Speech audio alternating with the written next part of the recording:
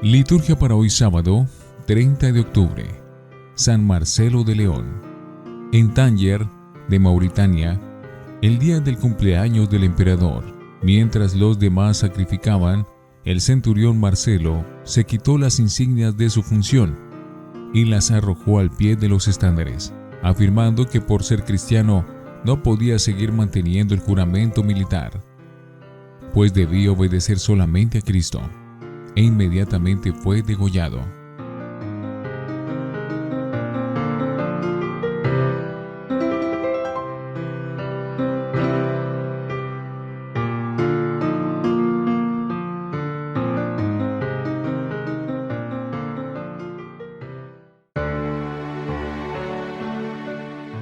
Antífona. Salve, Madre Santa, Virgen Madre del Rey, que gobierna cielo y tierra por los siglos de los siglos. Oremos. Haz que nosotros, tus siervos, Señor Dios, gocemos de perpetua salud de alma y cuerpo, y por la intercesión de la gloriosa siempre Virgen Santa María, líbranos de las tristezas presentes y concédenos disfrutar las alegrías eternas. Por nuestro Señor Jesucristo, tu Hijo. Primera lectura de la carta del apóstol San Pablo a los Romanos, capítulo 11, versículos 1 al 2a, 11, 12 y 25 al 29. Hermanos, ¿habrá Dios desechado a su pueblo? De ningún modo. También yo soy israelita, descendiente de Abraham, de la tribu de Benjamín. Dios no ha desechado al pueblo que eligió. Pregunto ahora, ¿han caído para no levantarse? Por supuesto que no. Por haber caído ellos, la salvación ha pasado a los gentiles para dar envidia a Israel. Por otra parte, si su caída es riqueza para el mundo, es decir, si su devaluación es la riqueza de los gentiles, ¿qué será cuando alcancen su pleno valor? Hay aquí una profunda verdad, hermanos, y para evitar pretensiones entre ustedes, no quiero que la ignoren. El endurecimiento de una parte de Israel durará hasta que entren de todos los pueblos. Entonces, todo Israel se salvará, según el texto de la Escritura. Llegará de Sión el libertador para alejar los crímenes de Jacob. Así será la alianza que haré con ellos cuando perdone sus pecados. Considerando el Evangelio, son enemigos y ha sido para su bien, pero considerando la elección, Dios los ama en atención a los patriarcas, pues los dones y la llamada de Dios son irrevocables. Palabra de Dios. Te alabamos, Señor. Salmo 93. El Señor no rechaza a su pueblo. Dichoso el hombre a quien tú educas, al que enseñas tu ley, dándole descanso tras los años duros. El Señor no rechaza a su pueblo, porque el Señor no rechaza a su pueblo, ni abandona su heredad. El justo obtendrá su derecho, y un porvenir los rectos de corazón. El Señor no rechaza a su pueblo. Si el Señor no me hubiera auxiliado, ya estaría yo habitando en el silencio. Cuando me parece que voy a tropezar, tu misericordia, Señor, me sostiene. El Señor no rechaza a su pueblo. Aleluya, aleluya, aleluya. Carguen con mi yugo y aprendan de mí, dice el Señor, que soy manso y humilde de corazón. Aleluya, aleluya, aleluya. Del Santo Evangelio según San Lucas, capítulo 14, versículo 1 y versículo 7 al 11. Un sábado entró Jesús en casa de uno de los principales fariseos para comer, y ellos lo estaban espiando. Notando que los convidados escogían los primeros puestos, les propuso esta parábola. Cuando te conviden a una boda, no te sientes en el puesto principal. No sea que hayan convidado a otro de más categoría que tú, y vendrá el que los convidó a ti y al otro y te dirá: cédele el puesto a este. Entonces, avergonzado, irás a ocupar el último puesto. Al revés, cuando te conviden, vete a sentarte en el último puesto, para que cuando venga el que te convidó, te diga: amigo, sube más arriba. Entonces quedarás muy bien ante todos los comensales, porque todo el que se enaltece será humillado, y el que se humilla será enaltecido. Palabra del Señor. Gloria a ti, Señor Jesús. Oremos. Recibe, Señor, las oraciones de tu pueblo, junto con la oblación de este sacrificio, para que, por la intercesión de Santa María, la Madre de tu Hijo, ningún buen propósito quede sin realizarse, y ninguna de nuestras súplicas sea vana. Por Jesucristo nuestro Señor. Antífona. Dichoso el vientre de la Virgen María, que llevó al Hijo del Eterno Padre. Oración después de la comunión. Al recibir los sacramentos celestiales con el gozo de haber celebrado esta conmemoración de la Santísima Virgen María, imploramos, Señor, tu misericordia. Haz que a imitación de la Virgen podamos dedicarnos dignamente al servicio del misterio de nuestra redención. Por Jesucristo nuestro Señor. Lección Divina. Oremos. Dios Todopoderoso y Eterno, aumenta nuestra fe, esperanza y caridad, y para conseguir tus promesas, concédenos amar tus preceptos. Amén. Lectura. Si la reprobación de los judíos es reconciliación del mundo, ¿qué será su reintegración sino un volver de la muerte a la vida? Romanos 11, 1, 2a.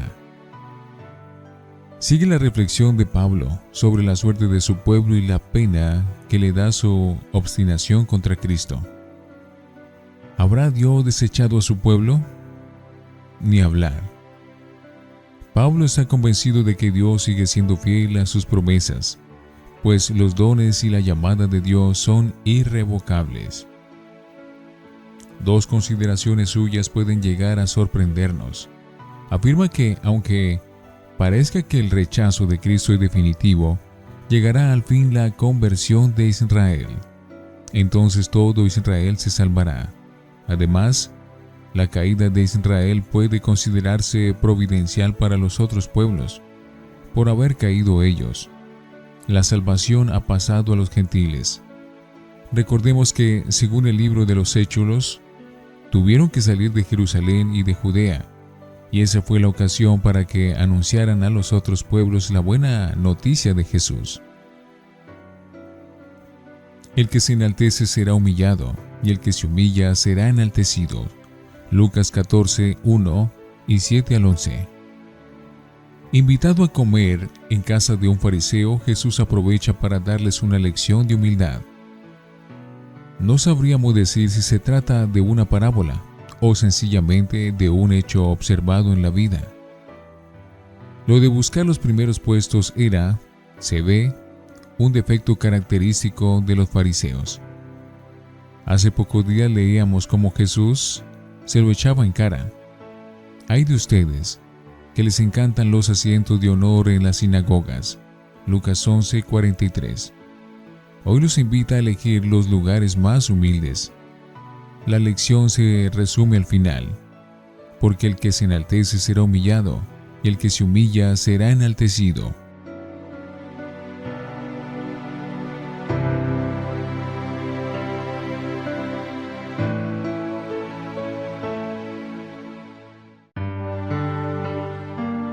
Para meditar. En el Concilio Vaticano II hubo una declaración titulada Nostra Aetate, en la que se habla de la postura de la Iglesia con las religiones no cristianas. En su número 4 habla del pueblo judío. Son 2 páginas que haríamos bien en leer hoy, para ambientar el lamento de Pablo.